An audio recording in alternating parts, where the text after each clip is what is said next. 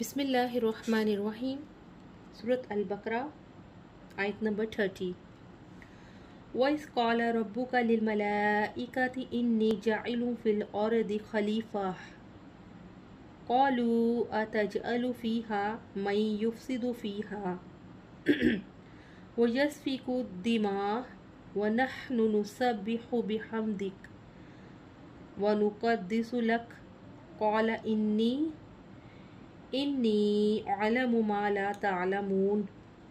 और जब तेरे रब ने फरिश्तों से कहा, यकीनन मैं ज़मीन में एक जानशीन बनाने वाला हूँ, उन्होंने कहा, क्या तू ज़मीन में इसको बनाएगा जो इसमें फ़साद करेगा और खून बहाएगा। और हम आपकी तारीफ़ के साथ आपका हर ऐब से पाक होना बयान करते हैं और आपके लिए पाकीज़गी बयान करते हैं। अल्लाह ताला ने फरमाया, बेशक वो जानता है जो तुम नहीं जानते।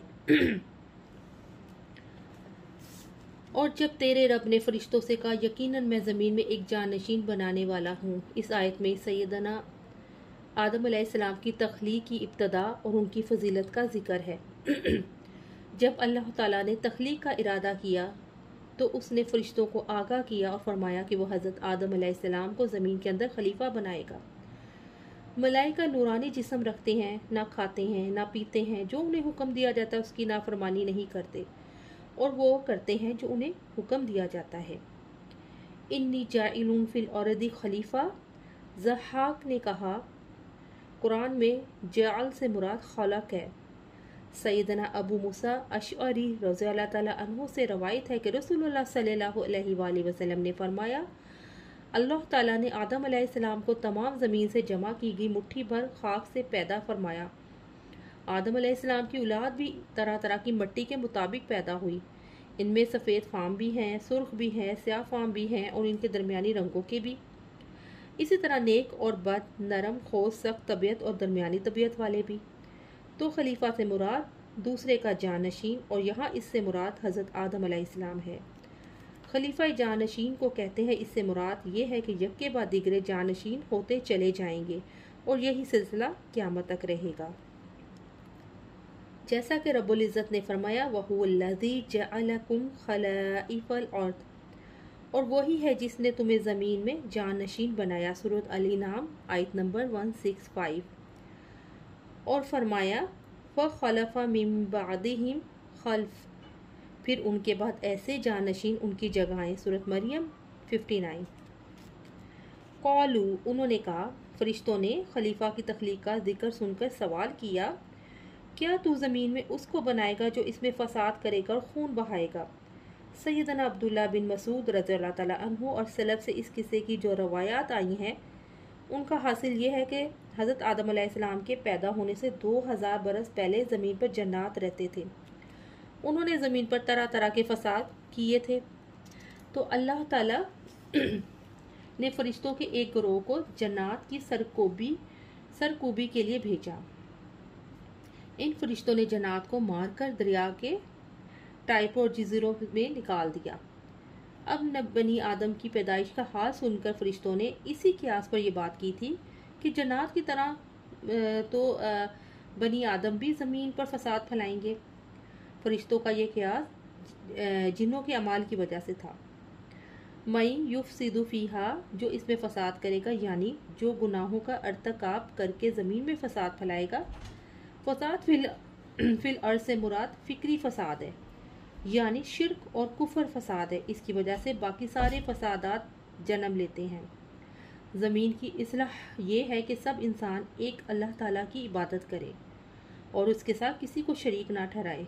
वह यस्फ़िकु दिमा, और खून बहाएगा, यानी कत्ल व गारत करके ज़मीन में फ़साद फैलाएगा। व नहनु नुसब्बिहु बिहम्दी, और हम आपकी तारीफ़ के साथ आपका हर ऐब से पाक होना बयान करते हैं।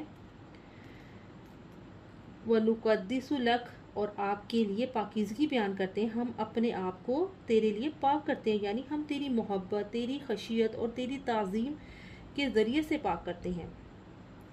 फरिश्ते अल्लाह ताला की पाकी बयान करने के साथ साथ उसकी तरफ से दिए गए अहकामात की बजा आवरी में तेज़ी से गर्दिश कर रहे हैं और मसलसल अताअत कर रहे हैं।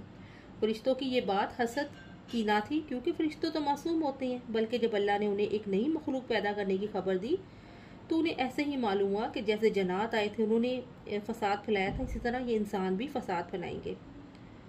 कौला, अल्लाह ताला ने फरमाया, अल्लाह ताला ने फरिश्तों के सवाल का जवाब देते हुए फरमाया, इन्नी आलमु मा ला तालमून, बेशक मैं वो जानता हूँ जो तुम नहीं जानते।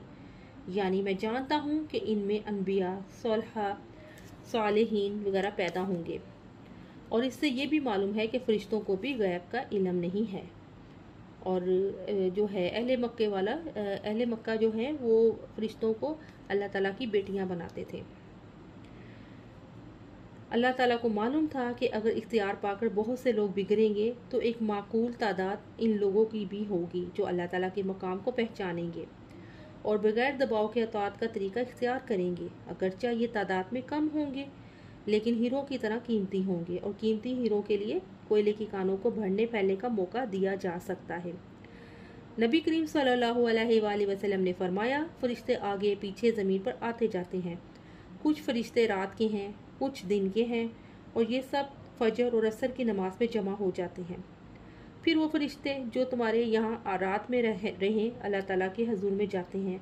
अल्लाह ताला उनसे दरियाफ्त फरमाता है, हालांकि वो सबसे ज़्यादा जानने वाला है, कि तुमने मेरे बंदों को किस हाल में छोड़ा। वो फरिश्ते अर्ज़ करते हैं कि जब हमने उन्हें छोड़ा तो वो फजर की नमाज पढ़ रहे थे, और इसी तरह जब हम उनके यहाँ गए थे जब भी वो असर की नमाज पढ़ रहे थे। गोया फरिश्तों को इसलिए भेजा जाता है कि जिस मखलूक की पैदाइश की हिकमत की तुम्हें जुस्तजू थी, इसमें ये हिकमत थी जिसे तुम अपनी आंखों से देख आए हो। सुबहानक अल्लाहुम्मा व बिहम्दिका अशहदु अल्ला इलाहा इल्ला अंता अस्तगफिरुका व अतूबु इलैक। अस्सलामु अलैकुम व रहमतुल्लाहि व बरकातुहू।